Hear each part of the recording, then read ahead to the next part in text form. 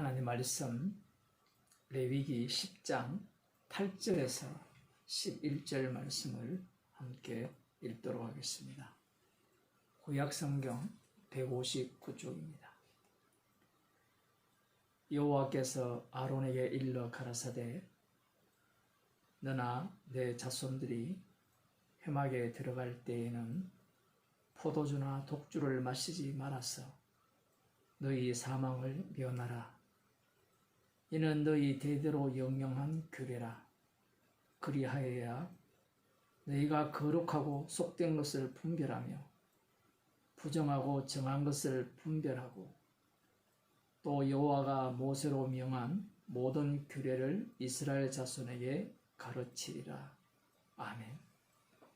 오늘 본문은 나답과 아비후가 하나님께서 명하시지 않은 불을 담아 분향단에 분향하였다가 불살라 죽임을 당한 그 사건의 연속입니다. 그 사건 속에 이 말씀이 주어졌기 때문에 흔히 우리들은 나답과 아비후가 술에 취하여서 하나님께서 명하시지 않은 불로 분향을 했지 아니었을까 그렇게 추론을 합니다. 그러나 오늘 본문을 보게 되면 나답과 아비후가 술에 취하여서 그렇게 했다라는 말씀은 없습니다. 그래서 얼마든지 그렇게 추론은 할 수도 있지만요. 이 술을 마시는 것과 하나님께서 명하시지 않은 불을 담아 분향한 것과 연관성이 어떻게 있는가? 그것을 우리들이 알아봐야 되는 겁니다. 오늘 말씀을 보면 아론과 아론의 자손들에게 명하시기를 포도주나 독주를 마시지 말아라 이렇게 명하십니다. 그 이유는 포도주를 마시거나 독주를 마시게 되면 거룩하고 속된 것을 분별할 수 없고 정한 것과 부정한 것을 분별할 수 없다라는 겁니다. 제사장들이 하는 일 중에 하나가 하나님께 드려지는 제물이 흠이 있는지 없는지를 분별을 해야 되거든요. 그런데 술을 마셨을 경우에 그 분별이 가능하냐라는 겁니다. 또 한 가지는 이스라엘 백성들에게 율법을 가르칠 의무가 제사장들에게 있다라는 겁니다. 그래서 술에 취하여서 술을 마셔서 술을 마신 후에 율법을 가르칠 때 제대로 가르칠 수 있는가? 없다라는 겁니다. 오늘 말씀을 보면요. 인간들이 오늘 말씀을 통하여서 술 마실 궁리를 찾아내요. 정말 희한하죠. 오늘 말씀이 술 마실 궁리를 말씀하시는 게 아니거든요. 주석이나 설교를 보면 여기에 말씀을 보면 평소에는 술을 마실 수 있었는데 자기가 담당한 그 시간대는 술을 마시지 말고 담당해야 된다. 이렇게 주석을 해놨어요. 그러면 성막을 담당 안 할 때 율법에 대해서 상고해야 되는 거 아니에요?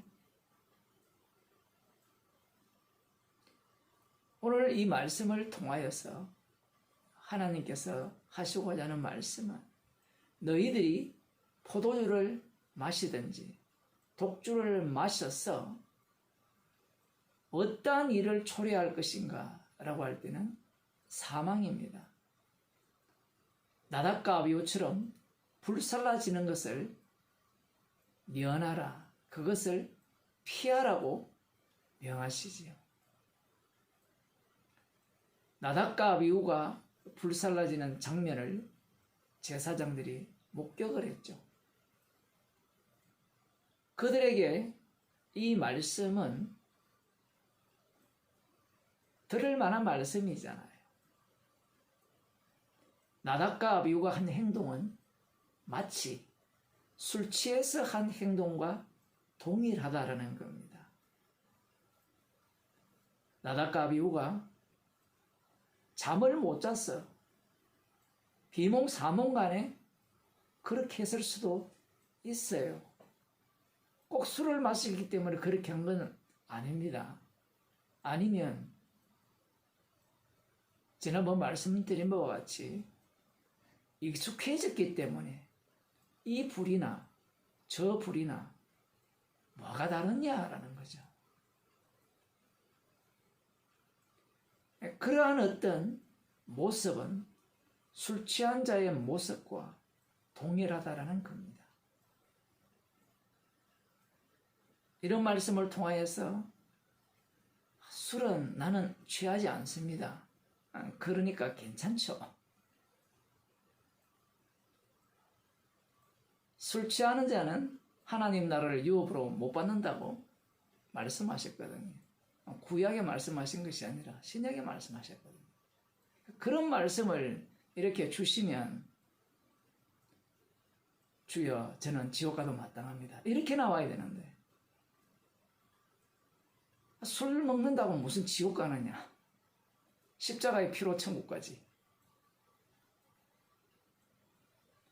자기 부인의 능력을 찾아볼 수가 없습니다. 술 마시고 싶어서 성경 구절에서 술 마실 수 있는 요소들을 뽑아내잖아요. 어떤 사람들은 예수님도 포도주 마셨으니까 우리도 마시면 되지 않느냐.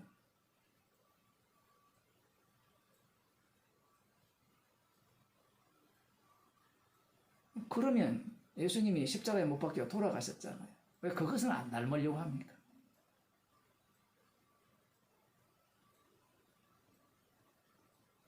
제사장들입니다. 오늘은 아주 특별한 말씀이에요. 하나님께서 지금까지는 모세에게 말씀하셨고 대제사장이 아론으로 이렇게 세워졌죠. 세워진 이후에는 항상 모세와 아론을 부르시거든요. 4차례, 5차례 레위기에서 등장합니다. 그런데 오늘은 하나님께서 대제사장인 아론에게 직접 명하셨습니다. 너희들이 섬기는 이 일이, 봉사의 이 일이 얼마나 위험천만한 일이냐, 그것을 알려주시는 거죠. 말씀을 맡았고 제사를 맡은 자들입니다. 그러면 우리들은 이 말씀을 보면서 그래, 나답과 아비후처럼 되지 않으려면 술 취하지 않으면 되겠네. 정신을 바짝 차리고 하나님의 말씀대로 살면 사망을 피할 수 있지 않겠느냐. 그러한 어떤 생각을 갖게 되죠. 사실 오늘 같은 본문은 교훈으로 설교하기에는 참 편하죠. 복음을 전하지 않고 교훈을 이야기하면 얼마나 편합니까? 여러분, 주님을 섬길 때는 분별할 수 있는 이성이 있어야 됩니다. 이 이성을 잃어버리면 하나님을 기쁘시게 못합니다. 그 다음 하는 말이 뭡니까? 정신을 바짝 차리시고 술에 취하지 마시고.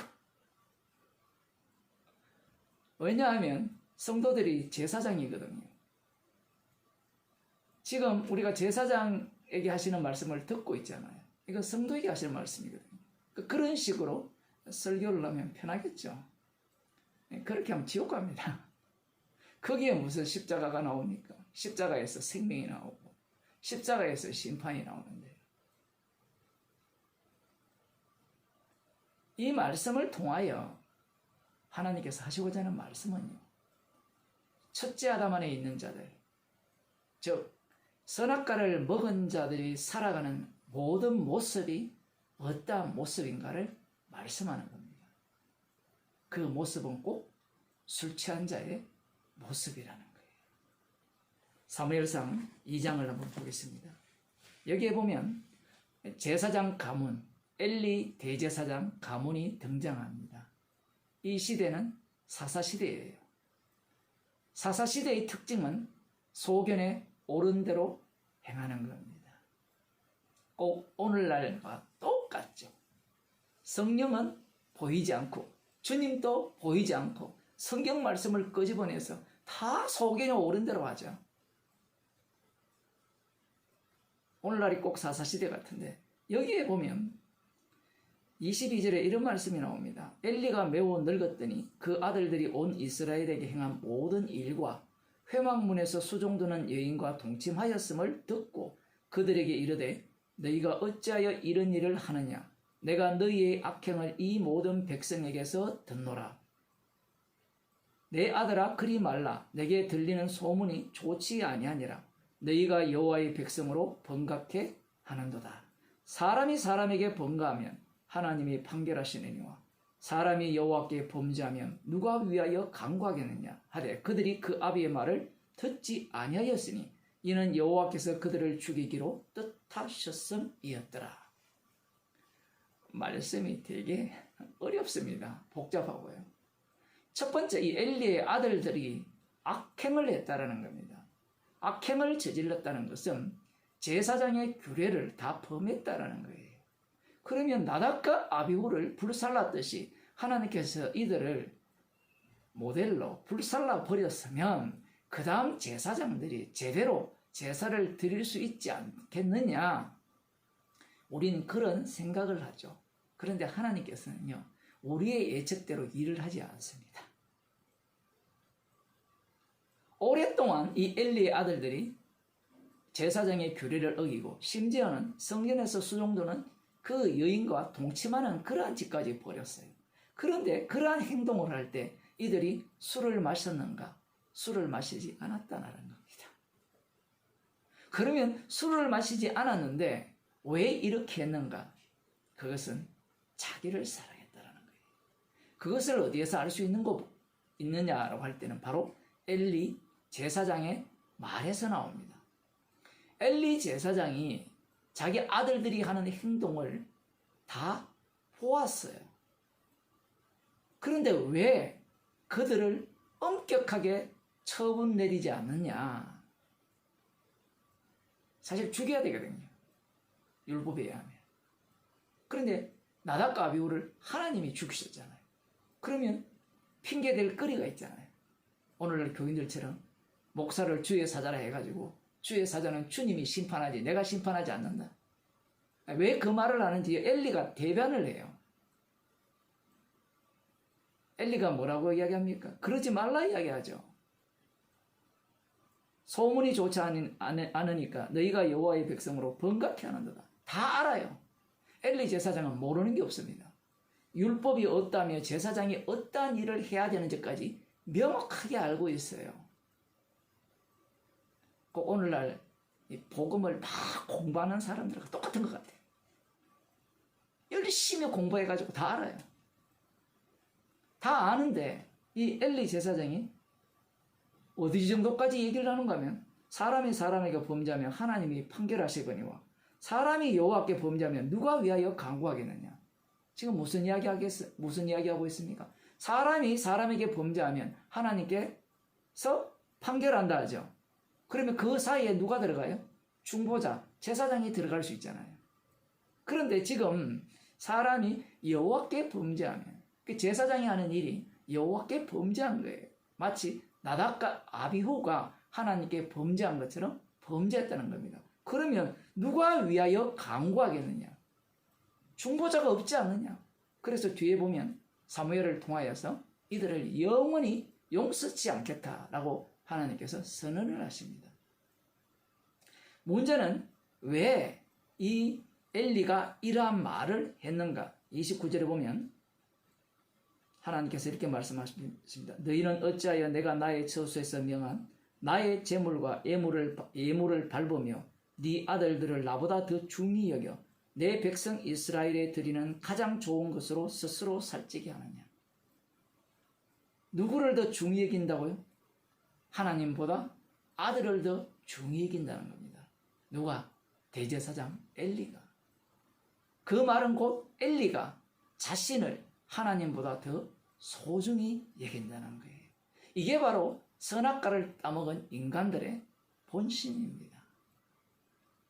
누가 가장 이 악마의 모습을 앞장서서 보여주는가라고 할 때는 하나님 앞에 거룩하게 구별된 위임받은 대제사장이 하나님보다 자기 아들을, 자기 자신을 더 사랑하는 그러한 모습을 보이고 있다라는 사실입니다. 그래서 예수님께서 이 땅에 오셨을 때 인간들은 자기를 사랑하기 때문에 예수님을 십자가에 못 박아 죽였습니다. 이 세상에 어떤 인간도 엘리 대제사장과 동일한 인간이라는 사실이에요.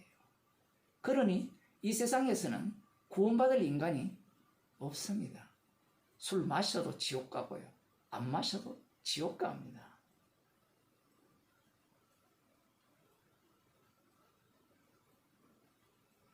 십자가에 못 박히신 예수님이 자신의 사랑을 자랑케 하기 위해서, 증거하기 위해서 긍휼을 베풀어서 그 죄를 용서하시고 구원받은 자는 자기 자신을 어떤 자로 간주하느냐라고 할 때는 바로 엘리 제사장으로 간주한다는 겁니다.